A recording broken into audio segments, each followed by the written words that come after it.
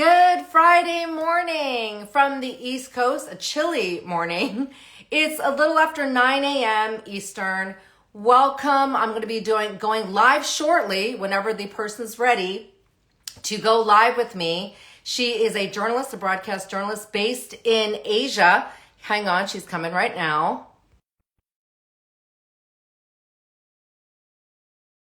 Guys, you know I love the mornings. Thank you for joining me this morning. We're going to wait for Grace to join us shortly. How are you guys all doing? Happy holidays. I see here. Good morning from Toronto. Good morning. Or Hey, actually, for you, good evening. good evening. Yes. So you guys, I just want to introduce this lovely broadcast journalist who is in Asia, basically in Singapore at this moment. Late night. Thank you so much for joining us. Who's covering the political situation in Korea? Shin Yeeun, that's Korean name, but her American name will go with Grace. Grace, so how are things? It's a big question. How would you like to start? What's it look like currently? You guys just finished off Friday. What was it like today? Today, well, as you know, Jeannie, we've seen so many news on the headlines as to what's happening in Korea, and I think a lot of people were shocked to find out that South Korea, where we're so economically and culturally advanced, we have spread K-pop, K-drama, K-culture around the world, go into of martial law. And I think we could probably say that we've been doing quite well in terms of progressing democratically. But Yeah. just seemed, though it was only 6 hours, that 6 hours seemed like a backward step for democracy. Yeah, and I think it was shocking. I remember seeing it. I want to tell you my reaction. I had to go into a session and I was like, "What? Like what did I just see?" And of course I shared it, right, on my story because it's a big deal. And I think it was a step backwards. And I think that is what's hard. So I want to ask there's a lot to digest, right? We're reading all this stuff, social media, we're getting lots of news, we're inundated. What are the Korean people feeling? What's it look like? What's the mood? I'm always concerned about their well-being. I know, as a mental health expert, and we talk about this quite often, whether it be for work or just personally, we talk about mental health in Korea. But you know what? First off, why don't we start with public opinion? As we're speaking, we're still seeing nationwide rallies go around, and I'm not just talking about in Seoul, even in traditionally conservative parts of the country, as you know, like North Gyeongsang province, those regions are also seeing mass rallies. So you can tell that the public is enraged. Also, I'd like to note that even in the rallies, they're all being done peacefully. So even that shows our beacon of democracy is going a good way. But on social media and just people that I'm talking to on a regular basis, whether it be my friends or the people I interview or on newsrooms, a common word that pops up is embarrassment.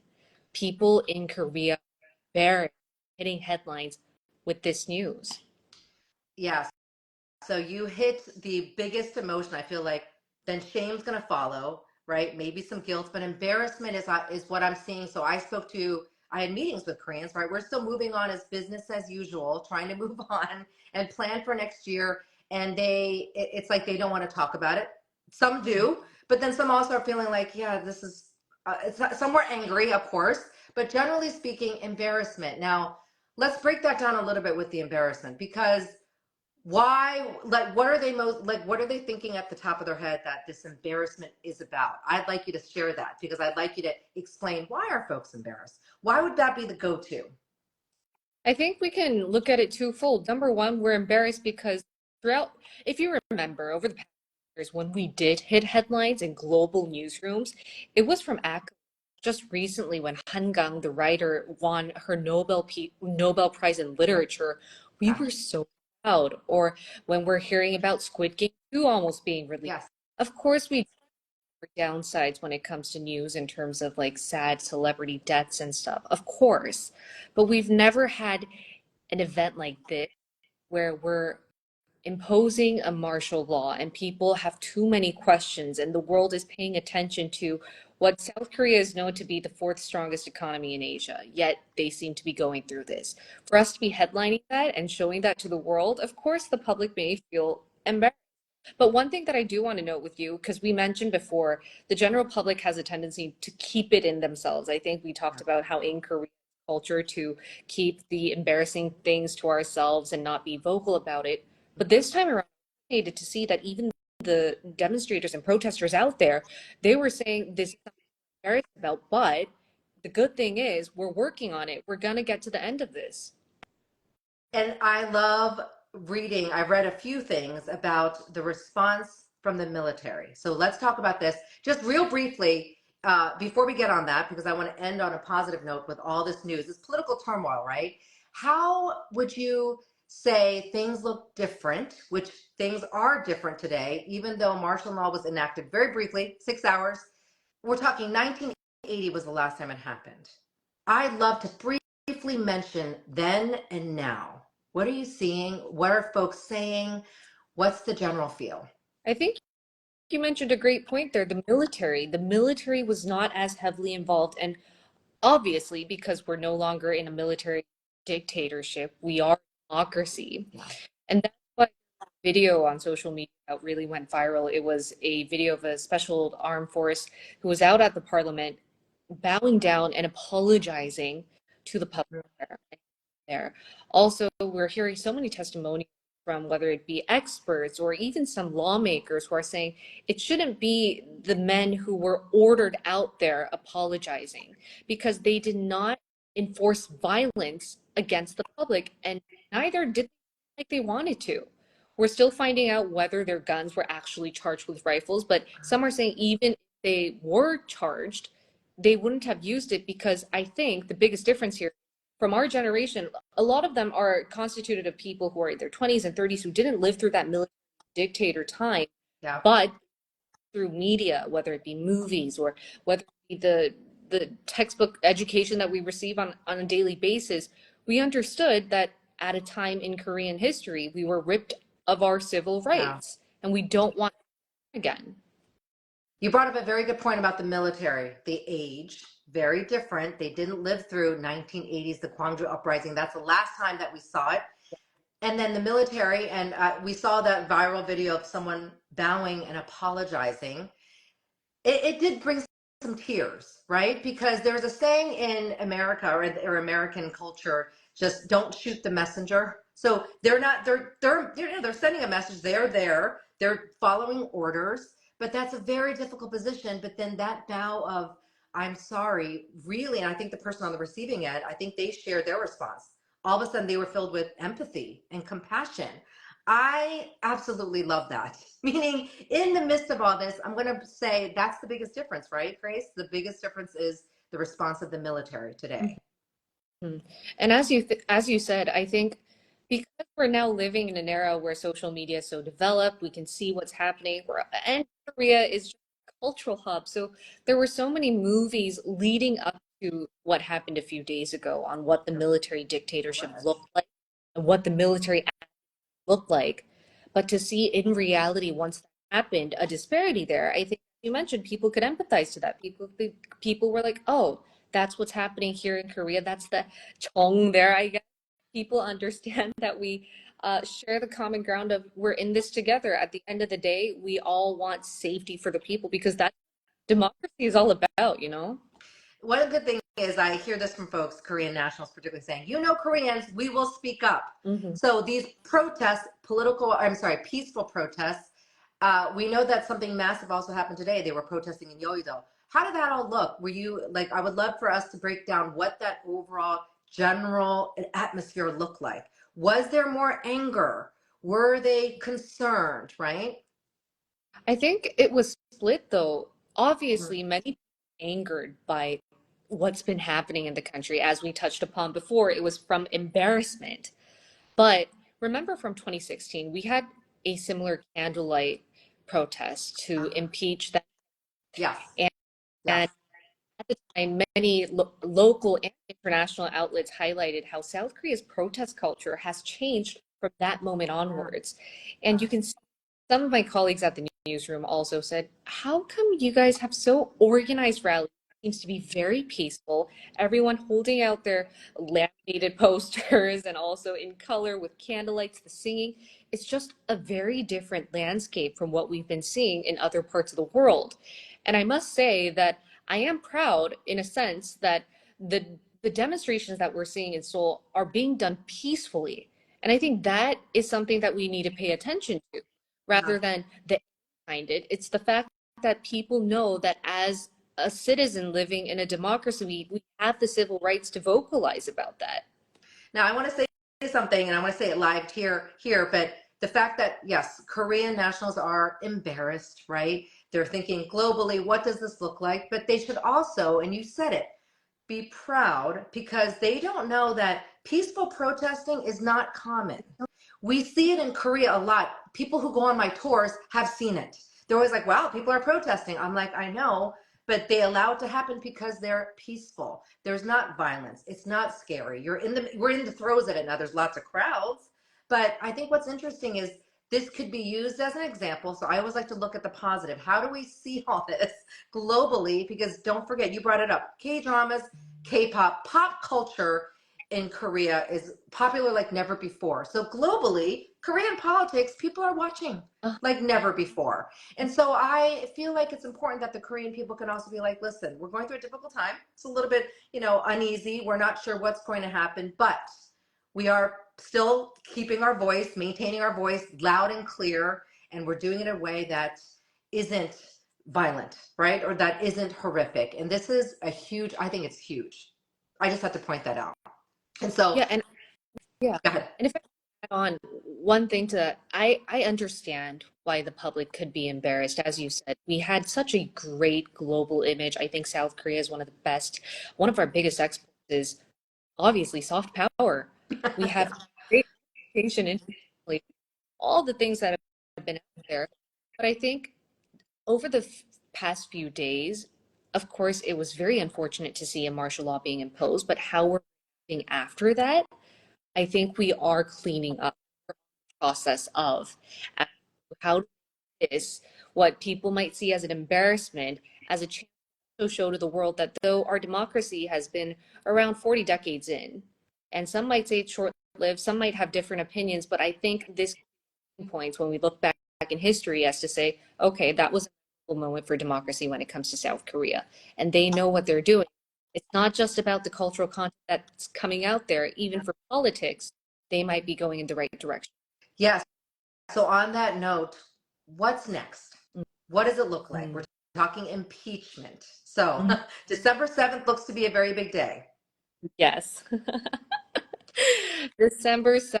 That's actually tomorrow. Yeah, tomorrow. I just realized that. That's tomorrow for you. So, what do you think? I mean, there's no prediction that you can make as a journalist, right? But what's the overall feel out there? Do you feel like the people might feel happier about impeaching their president? As a journalist, I can tell you this. I can tell you the facts. Number one, there is going to be an impeachment voting Yeah. since the party, the opposition bloc, has motioned a bill, and they'll be voting. Now we need 2/3 to vote for that. And that requires 8 people from the ruling party to cross over and vote in favor. Now, to give you a little bit more context, today, the ruling party, the leader said he did not specify whether he would be approving this motion. Yes, I saw. None of the lawmakers in the ruling party have said that. But what they did say is they are in line with what the leader of the ruling party says, which is that President Yoon must give back his authoritative presidential authority, given that if the country is led by him, will still be in, quote, very grave dangers. Now, I think, given the fact that we are still seeing, we're speaking, lawmakers meeting, convening, some are still in the National Assembly, given that they don't know what's going to be in the next few hours. Some are concerned that a second martial law might even be decreed. I could say It's that. all still in the air. But for sure is the public has made clear what they want, which is a resignation of Yoon. How the process is going to be is still a matter of consideration, given that maybe an investigation might go on first, impeachment or a resignation. We just don't know, but it all comes down, I guess, to tomorrow. And whatever is decided, we'll still have to see, because even from then, I think we'll see like a spiral of different effects. Of course, yeah. And speaking of different events and the domino effect, it is impacting globally. For instance, they're canceling some shows, right? Postponing them, saying we're not going to show them because we're airing televised live. My point is, to me, that makes sense. We're talking like the biggest news in South Korean history at this point. And so what are your thoughts on that and how the world is going, wait a second, my Korean dramas, my Korean variety shows, what's the public response in Korea with those being canceled? Are they like, oh, we're used to this, that's okay, we're all politically protesting? I'm curious. You know, I think, as you mentioned, variety programs are being canceled or delayed.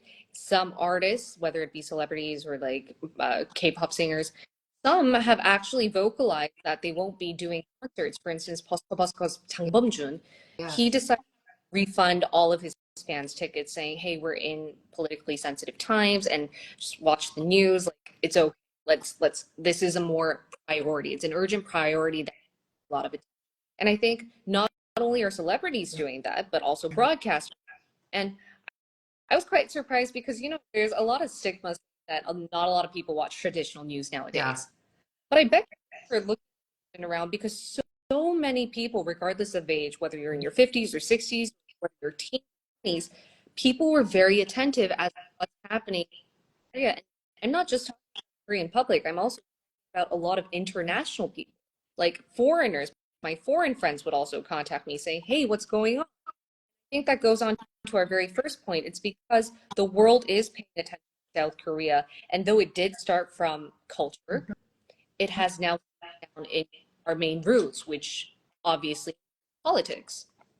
Yeah, and actually, we shouldn't separate politics with culture. I feel like they're all enmeshed, and this is an example of how it is enmeshed. Now, some people are asking, who is Grace? So I'm going to reintroduce you guys. So as we are coming to a close, I want to say Grace Shin, or Shin Yeeun, is covering the unfolding story as we speak, based in Singapore, broadcast journalist. I had the pleasure of working with her and meeting with her, and it's been awesome. And so it's like, I wish I was there because it's also my country, but then I'm here and we could still talk about it. This is the magic of technology. But that said, how are you as a journalist feeling covering just like a momentous situation like this?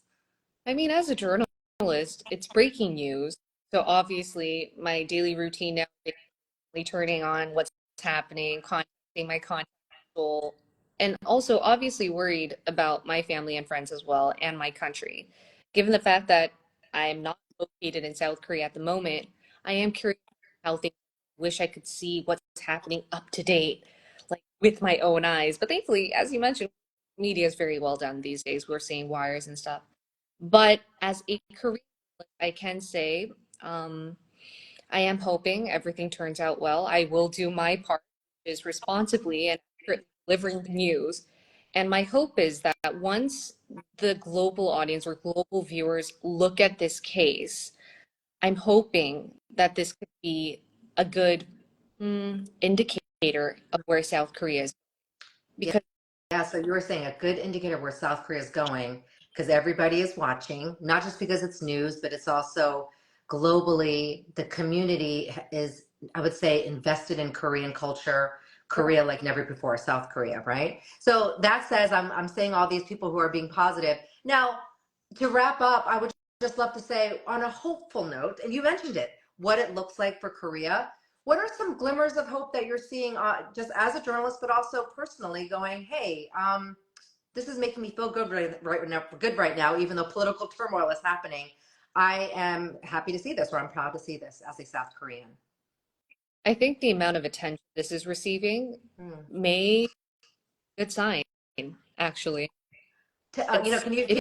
I know what you mean by that, but I'd love for you to elaborate on that because as a South Korean growing up, a lot of people would see the negative or just be like, "Look at what's happening with South Korea." This is not necessarily a positive thing, but it's very different today in 2024 how this is being perceived. Go on. exactly sort of feels when you said that because, as you mentioned, and having grown like grown, I'm lost of words actually. I got the chills.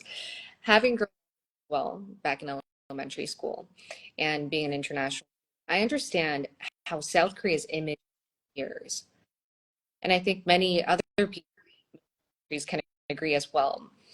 Especially in a globally connected society like now, your country's image does take a big part of your identity. And what I meant by it actually might not be too negative I want to end off on a positive note as well. To see people pay so much attention to South Korea right now is because they had expectations. They Hmm. had for South Korea. And I think that comes with a very strong base economy, cultural affinity, and also just a love for South Koreans overall. I've so many heartfelt messages, like outside of work, just personally saying, I'm really praying. And we're living in a world where there's so many wars going on. Yeah. There's turmoil, not just in Korea, it's Yeah. all over the world. Like just a few years ago, look at France, look at what's happening in all different parts of the world. It's not just Korea, but for Korea to be under so much spotlight does prove that the world is chanting on for us. I feel this is when we all become one community, because at the end of the day, we have something that resonates with international audience, which is a blessing. Hmm. Oh my goodness, I love that. No, and so what? Yes, you got chills, but we're talking both from a South Korean perspective as being Korean, what this is like as well. So at the very end of the day, we're this is news. We're watching it. You're right. A lot of folks are paying attention, and it's not necessarily a bad thing. Any advice for folks who are seeing? There could be fake news coming as well. Like I'd love to give some viewers advice. I kind of said, hey, I need you guys to calm down, not be too stressed.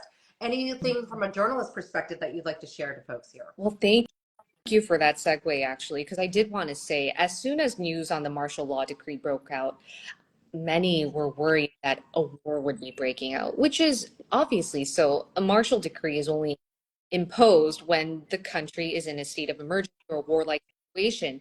But then on social media, one of the cons of it is that fake news began to spread like wildfire, uh, photoshopped AI Yeah. videos of out in the streets. Now, of course, a few fighting vessels were seen. I'm not going to deny Yeah. that those are facts, but there were just a lot of fake news out there that hyped up the fear of what's happening. And I can say, with my holistic insight, that that's not doing any good Mm. in terms, we also need to consider what type of leverage that may give to external forces as well. Yes. Diplomatically, economically speaking, it's all intertwined.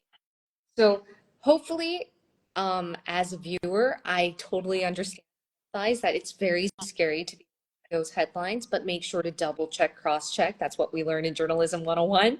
If you see a headline, make sure that news is true. If you're not sure, make sure to ask your colleague. Email me. Yeah, you're on social media, Shinyan. Yeah, no, I love it. Yeah, but not you don't even really need to have to email me. Just use as many sources as you can to get to the facts and try not to just add on to the fear that is based on false Yeah. news. So I'm going to wrap us up with fear. Yeah. Why that whole viral video of the military soldier apologizing or bowing his head just made us realize that the fear, and I think this is really important. I don't sense fear. Fear can grip one, take over, and make us not think, and then really literally lead to a massive fear. Like that's what I felt like we saw in 1983 news. Now, I didn't live through that. I wasn't in Korea. I was only 6 years old.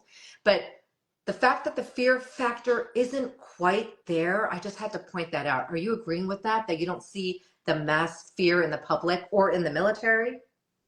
It was there in the first 6, I believe. Yeah. Many Okay. couldn't because there wasn't too much news as to what's going to be happening. Of course, in 155 minutes, the National Assembly, like 190 of the members there, were able to vote unanimously to lift the Marshall Decree, which gave people a breather. But still, everyone was referring to the movie. And by everyone, Uh, I'm talking not everyone, actually, a majority were fearing that either lived through the times, they heard testimonials from their parents, or they've seen movies related to martial decree and military dictatorships.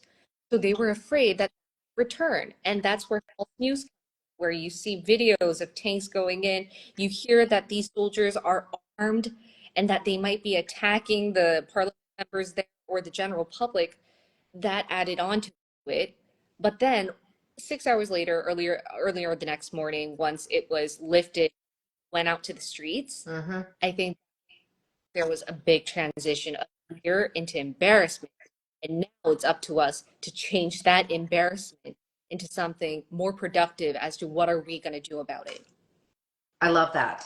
So on that note, there's still going to be unfolding stories here, and we're really grateful for now that we got to have you, Grace. I know it's so late. Thank you so much for joining us. No, I want to say, as a former journalist, we appreciate the work you do. It's not easy. I know you didn't get a lot of sleep. So for me to you, I'd love for you to take care of yourself, get some sleep before tomorrow, which is a big day in the news. You're getting lots of love here.